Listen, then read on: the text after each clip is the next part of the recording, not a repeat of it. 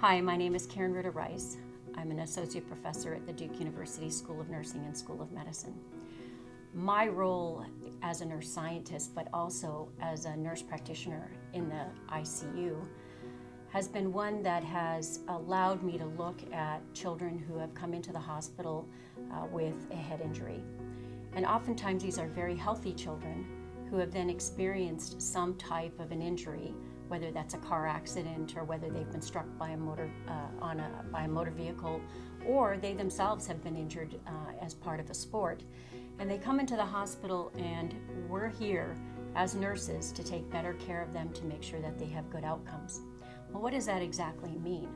Well, we understand very little about the brain. We know some of the things that we need to do to help protect the brain and help the brain recover, but we really don't know a lot of it. My work really spans a very broad spectrum. I'm very interested in how genes play a role in our recovery of our own brain, because we're all unique individuals.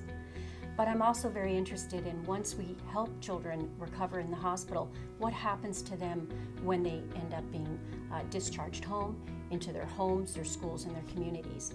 And what I've come to appreciate is that we really understand very little about how to help children successfully re-engage in the community. We have limited resources for them, both within the schools and within the community themselves.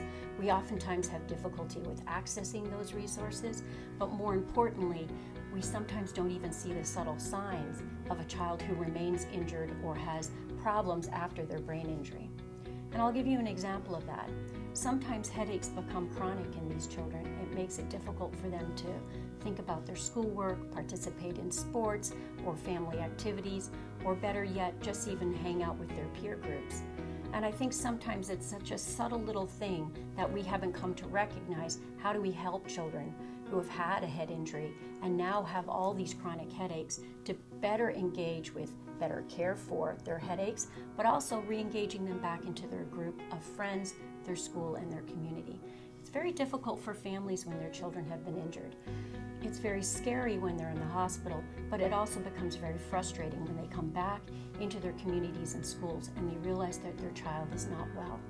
They realize that their child isn't keeping up with their friends. They're realizing that their children are struggling in school when they may not have struggled before.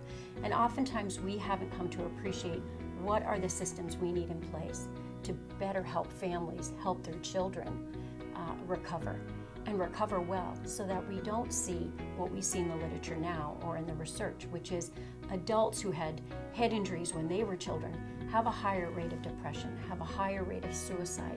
They often have difficulty keeping or getting a job, which means they have a difficulty being part of our society, both as a productive member of society, but as a happy member of our society.